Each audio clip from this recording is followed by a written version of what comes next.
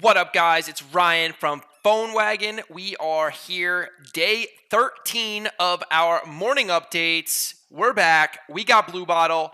Super excited. Today is Wednesday right here in it's kind of weird today. I was going to say gorgeous New York City, but it's kind of like in and out of rain and like warmth, and then it gets cold, and the weather here is crazy. And it's supposed to snow tomorrow.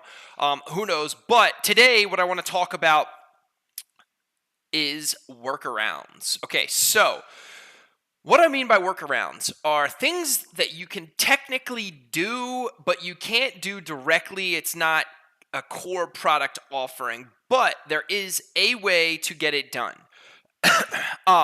Let me explain. Okay, so what's a use case that I have that I can actually talk about? So, okay, for instance, PhoneWagon. One of the things that we offer, so we're built on top of Twilio, just like nearly every single other call tracking applications out there. They're all using some type of telephony API. Okay, so Twilio doesn't offer 800 numbers, right? 800. They offer like 844, 866, things like that. So technically, and a lot of our competitors are just like we just don't offer it. It's like not an option. But it is an option. So inside of Twilio and PhoneWagon, you can port numbers in. Okay. So what we're doing is we have some customers that are, they want 800 numbers. They want 800 numbers because, and it totally makes sense, 800 numbers statistically are proven that people will call those numbers at a higher rate than like 866 and 844. Okay, they're just more comfortable with them, they know them better, and they will call them. So there's higher conversion, if you will, on 800 numbers. Okay, so instead of just saying, nope, we don't offer 800 numbers, it is what it is, do an 866 number, which then it's actually a poor experience for the customer because now they're going to have lower conversions, even though we know that 800 is a better experience. So what we're doing is we're partnering with a company that provides 800 numbers, right? And what we're doing is we're grabbing those numbers, we're porting them into PhoneWagon, we're putting them into the customer's account, and now they have 800 numbers.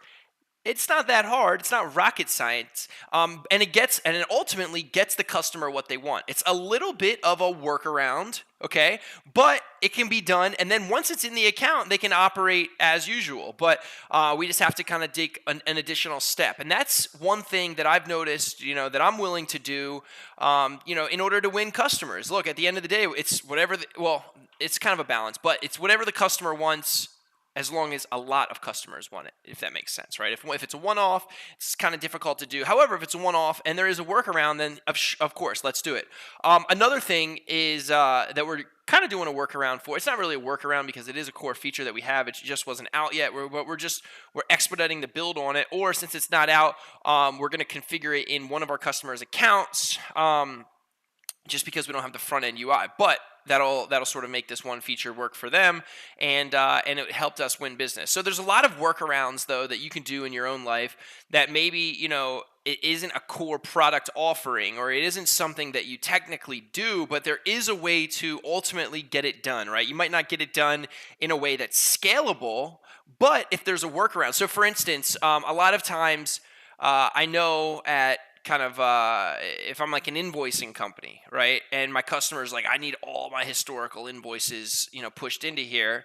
And if I didn't do that, what I would do is I would manually put every single invoice in there. I would hire a data entry person and I would manually do that, or whatever it is. Or if they needed just like historical data of some kind into some system, and if there wasn't a direct integration, then we got to figure out a way to manually do it. That's a workaround, right? There's not an integration, but there is a way to ultimately get the same result, and that's to get the data from one place to another, which is what the customer wants. At the end of the day, the customer doesn't care if they push a button or if someone else manually enters it, as long as, one, they pay about the same rate, and it takes, and then it gets the job done. If it takes a little bit longer, it depends on the customer, it depends on how long, but usually they won't care as long as the ultimate result gets achieved. Okay, so anyway, think about that. What are things that you can do in your own business that are workarounds that would help you